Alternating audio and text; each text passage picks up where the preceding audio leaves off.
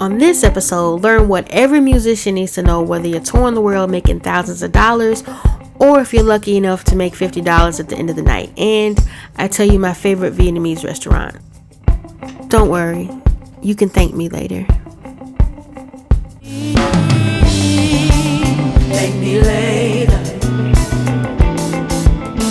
Thank me later. Thank me later.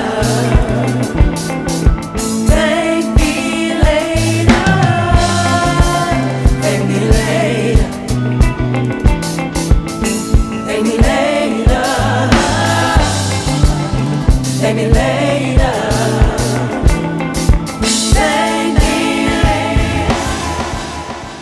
Hey everybody, welcome to the Balance Room podcast with Ingrid Woode. I am your host, of course, Ingrid Woode. I know sometimes episode 1 can sometimes be the awkward episode. Hopefully this won't be, but I am definitely going to spare you a long, boring autobiographical introduction about myself. But what I will tell you is I'm a Cincinnati, Ohio native. I'm a musician and I love to create things, whether I create things audibly, visually, musically. I just love to create things.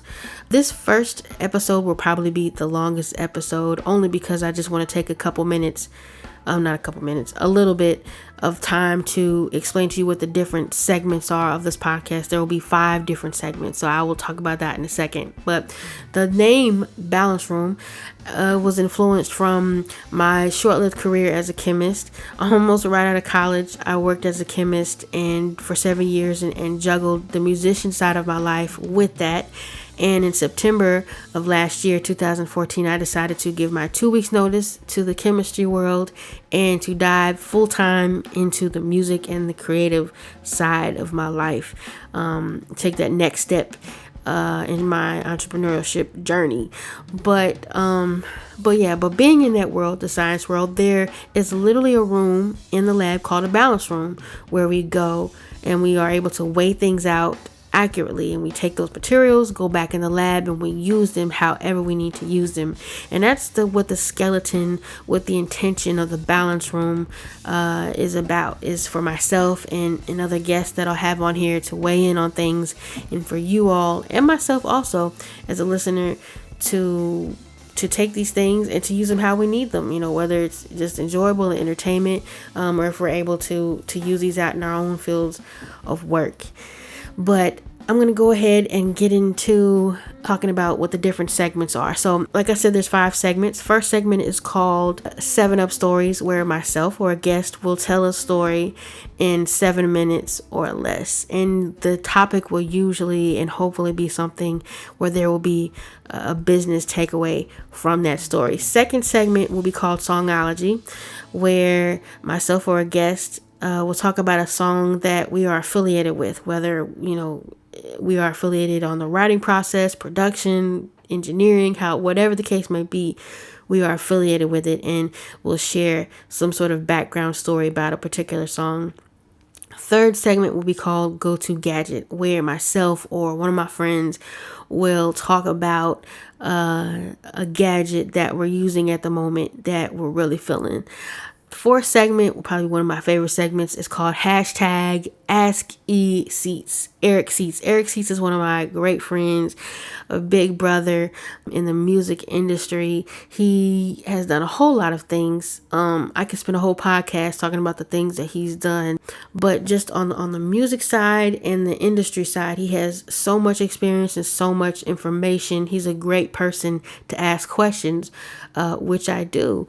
And so for this first episode, I'm going to ask him questions, ask him a question, but I want you all as a listener to email me at TheBalanceRoom@gmail.com, spell the way it's supposed to be spelled, TheBalanceRoom@gmail.com, and ask me a question or send in a question that you want Eric Seats to answer, and in the subject say Ask E Seats. But Eric Seats, he's a drummer, he's a producer, Grammy nominated producer. He's worked on projects with Aaliyah, Destiny's Child, a bunch of people. Can you let him more? Shantae Moore. but he's a drummer for a lot of people.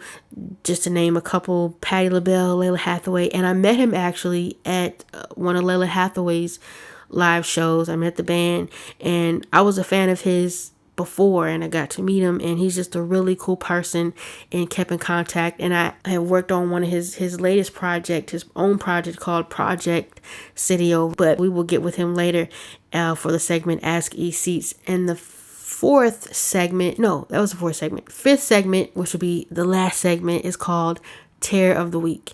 And tear it's another science term, TARE, and it basically means where you set the balance back at zero. So at the end of each episode, I'm going to talk about something that kind of gives me balance and sets me back to a good place, and really just preparation for the next podcast episode that's to come. And the tear of the week could be, for me, anything that, like a food or a restaurant or a movie, whatever it is, but it'll be something that sets the balance room back at zero. So let's get into it.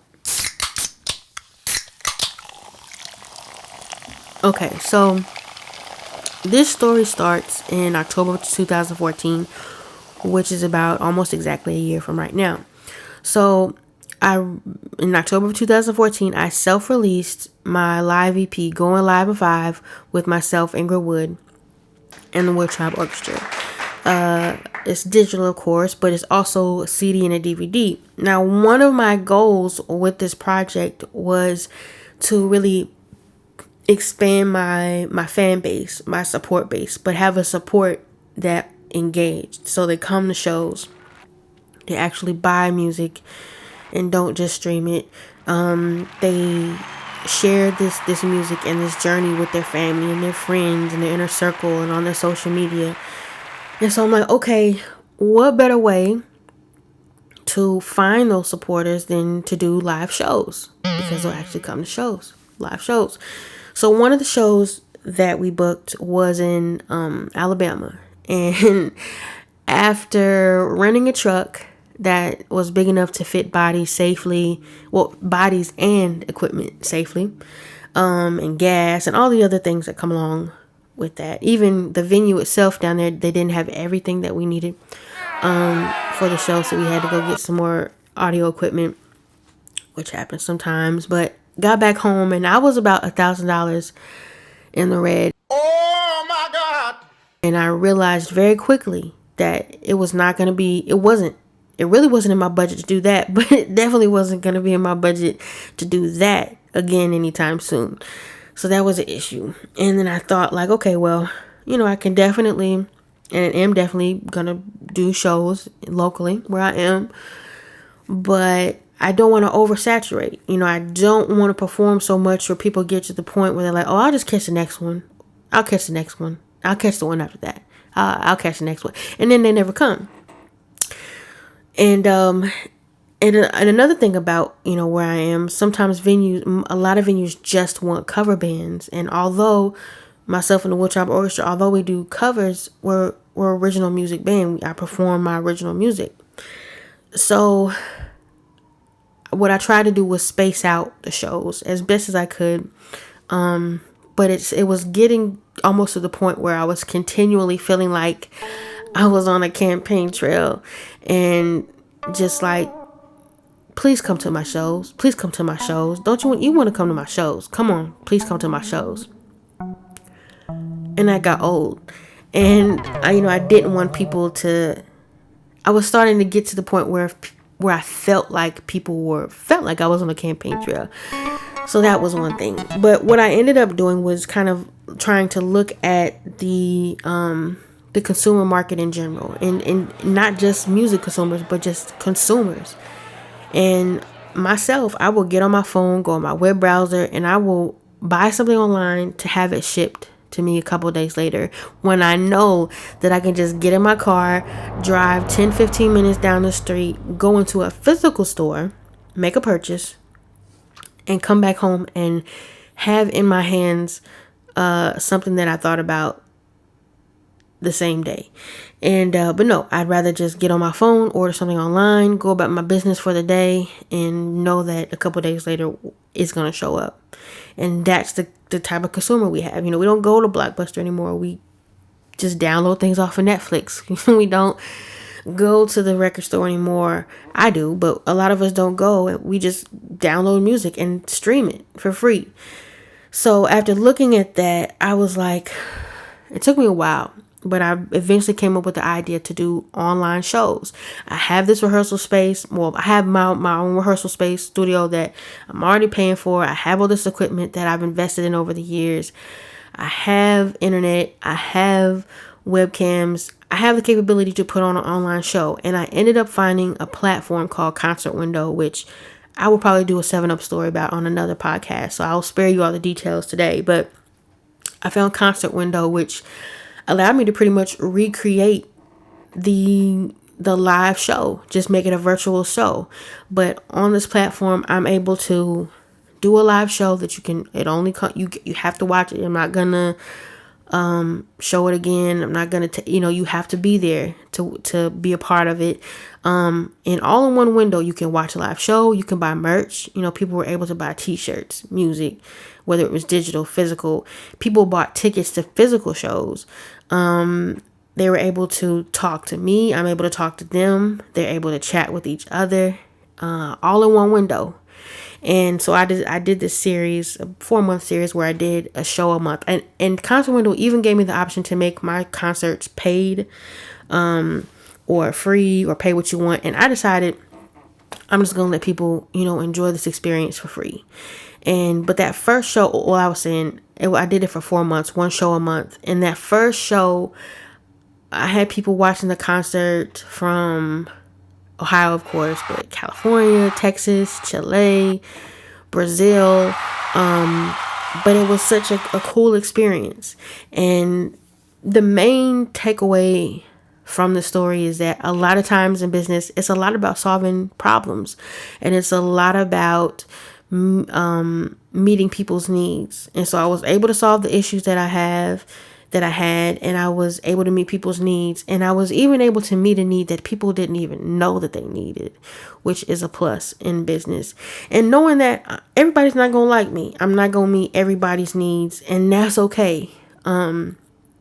But I was able to meet a need. People want live music, but we are so conditioned in this consumer world to just get things at the click of a link and have it come to us. And I just had to be willing to meet people where they are and get out of my own frustrated thoughts to be able to clear my mind to think about it. But I think my 7 is almost up. So for the songology segment, I want to talk about, on this first episode, the theme song of this podcast. It's a song called Thank Me Later, off of a project called Going Live in 5. It's written and produced by yours truly, and it's a live take of it. So on it we have Gary Langford on guitar, Antoine Franklin on organ and keys, Glenn Person on keys, Kigwana Cherry on bass, Jonathan Mango on drums, myself on lead vocals, and on background vocals we have Alethea Evans, Stephanie Ivory, Stacia Clark, Lynn Moon, and Velverstein Shaw. And it's the Wood Tribe Orchestra who recorded this project. I love this song. This is one of my top songs that I've worked on, that I've written and produced. I know people say you're not supposed to get high on your own supply, but I love this song. And it's like, what's the point of making music that you would not want to bump to the heavens yourself? And I love this song. But you heard the chorus at the beginning of this podcast. I'm just going to let you hear a little bit of a verse. Hold on to your heart, for the world will try to take a part of it. Trust this, but to pass this test, I will have to confess that the road will be long and not easy, but he will never leave thee. Okay, so this song is actually, it's an arrangement of an original which I made, which is on my 2011 project called 2 Weeks Notice. It's a 16-track project, 2 Weeks Notice, TOOWEAK. So I'm gonna let you hear the original version real quick.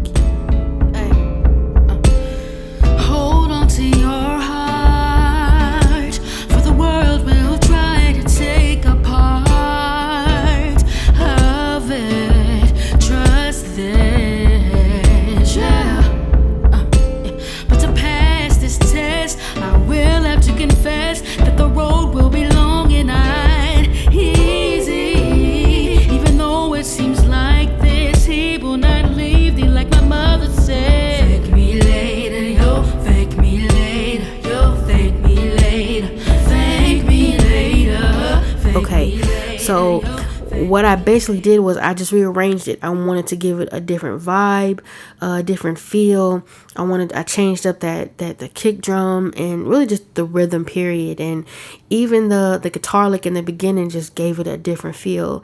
And another great friend of mine, Robert Brisbane, aka Big Briz, he mixed and mastered this entire project. Big ups to him. He's incredible. Worked on some great projects. But when he sent me one of the passes, the background vocals, they sounded like it. The way he had it sounded like it was so many more vocals because of the certain reverb that he had on there. And I told him, I was like, keep that, but the harmonies sort of get lost and muddled in that, but I want you to keep that, but take those same vocals and strip it and lay those on top of it so that you have it so it sounds full, but then the stripped down vocals, you can hear the definition of the harmonies. And when he sent it back to me, I loved it. But when we perform the song, sometimes I like the band to intro this song with Super Mario Brother intro. So I'm just going to let you hear just a little bit of a soundbite of one of our most recent performances. We performed in Cincinnati at this venue called Urban Artifact. So just check out this real quick soundbite to close out this segment.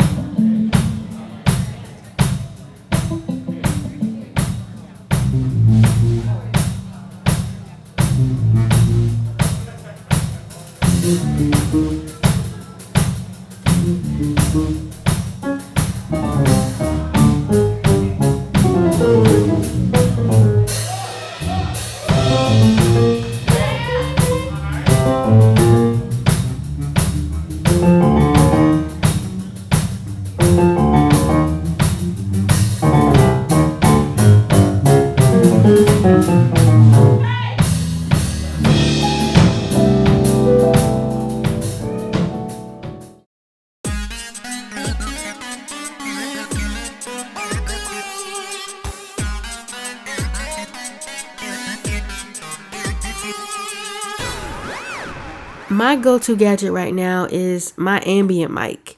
I love it. It's made by Zoom, Zoom, and the model is H2N. N is in no. Price wise, it's a little under $200. Which really it's not that bad, especially not bad. It's pretty cheap for a mic and a mic that works this well. But yeah, like I said, it's ambient mic, so you don't have to hook up an XLR or anything like that. You just put it in a room and turn it on and hit record. It's powered by 2 AA batteries.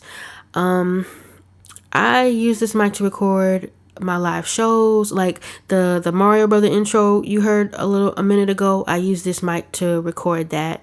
And actually I had it sitting where I should not have had it sitting, which was right in front of the speaker. But I use that mic for this and for other live shows. I use it when I record video, because a lot of times those expensive DSLR cameras take great art or great photos and video, but audio capture sucks. So I usually use the ambient mic and then sync the audio up when I edit. But I love this mic. Even with, I have a video on my YouTube channel. It's called Ingie's Medley. And the audio, I sang into this mic because I didn't feel like pulling out an XLR cable and hooking it up. And I didn't feel like doing all that. I just popped in this ambient mic into Logic and I just sang on it. And it recorded the audio fairly well. Just put a little pop filter on top of it. And it was cool. But yeah, that's my go-to gadget right now.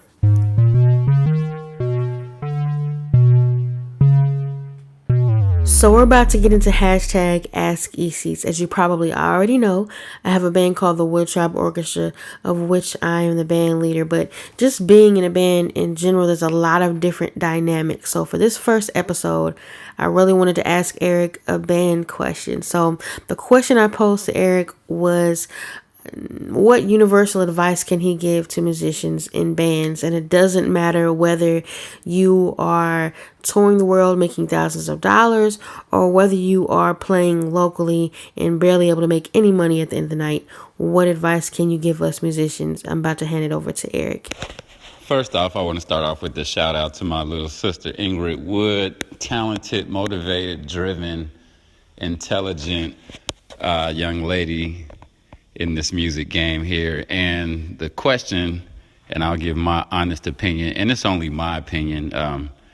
This answer will probably fluctuate with different individuals, and rightfully so, because everybody's get down has not been the same path, and they're all to be considered. So my opinion on touring the world and playing quote unquote locally or at a smaller gig, I think any gig or another chance to play is just good in itself. I think it's very important to be open-minded. Don't get stuck in a mindset of saying you don't leave the house unless it's a certain dollar amount, because soon after that, the opportunities might dwindle, and you don't want to have that reputation or, because when that phone stops ringing, it's serious. So be open-minded and be ready to do anything, whether it's a crowd of 50,000 or a crowd of 5 people. I think you should play the same, give the same amount of energy off, because you never know who's watching.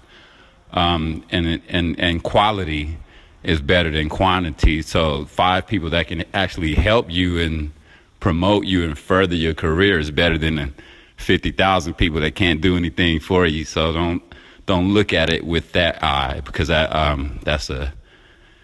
wouldn't use the word longevity associated with that kind of career. But to this day, I still, even being on the road with a Patti LaBelle or Layla Hathaway or whoever, I don't compare budgets. I think everything is a custom situation, or for me, everything has been a custom situation. That's not only in live playing the actual drums, but that's been in the production game. Different companies that just have different things to work with, and just considering and judging overall and making the best decision for you in your life. Just being optimistic, man, is gonna have you, working for a long time and not just riding a tidal wave. You want to stretch it out and make it last forever if you need it to be. But I'm ever changing, I'm ever growing. None of us have it figured out. Somebody may totally disagree with what I just said, and that's fine too. But there is no one formula to success. That's a personal translation as well. Success is different things for different people. So that being said, just do what's best for you. Follow your heart, number one, and make sense with it. Make sure you don't mess up a good thing, and that you just do your best at all times. But like I said, you're not doing it for anybody else but yourself anyway. Okay. Shout out. Thanks for having me as a guest, and I hope that you got something out of it. God bless. Peace, cease, and I'm out. Don't forget to check out that Project Sidiooo. I believe it's song number 6, Joy and Pain. If it's one in there, if I'm wrong, number 6, but Joy and Pain, featuring my little sister Ingrid Woode. That's Project Sidiooo, SIDIOO.com. Check it out. Peace, cease, and we're out. I appreciate you, Eric, for taking the time out to answer that question. And don't forget, you guys, send your questions in that you want Eric to answer. Send them to TheBalanceRoom@gmail.com. And you can find Eric on Instagram and Twitter, both at Eric Seats, ERICSEATS, at Eric Seats. So for the first episode of The Balance Room, I want to shine light on one of my favorite Vietnamese restaurants for my Tear of the Week. It's called Pho Lang Thang, located in downtown Cincinnati at Finley Market. I love this restaurant. All the ambient noise you hear right now was picked up on my go-go gadget for this episode, the Zoom H2N. I set the mic on the table out while I was eating, but I love this restaurant. The prices are really good. The service is really good. The food is amazing. If you do not care for crowds, you may not like this restaurant because it's always pretty packed, but I'll be honest, I don't feel comfortable around big crowds, but I will go to this restaurant. I don't mind it. I'll get over that to eat here. But usually when I go, I eat the chicken sandwich or the vegetable pho. This time I went I got the fried egg rolls because I really wasn't too hungry, but I was in the mood for Pho Lang Thang. So bottom line, if you are in Cincinnati or if you come to Cincinnati, make sure you check out Pho Lang Thang. But until next time, I am Ingrid Woode. You can always find me at ingridwoode.com or on Instagram at iWoode. Twitter, the same thing, at iWoode, and Wood is silent E at the end, WOODE. And this is a new podcast, but you can find it on Instagram and Twitter at TheBalanceRoom. And you can find it on Facebook, The Balance Room, spelled the way it would look in Webster's Dictionary. But until next time, thank you guys. God bless. Please tell everybody about this. You can thank me later and stay balanced.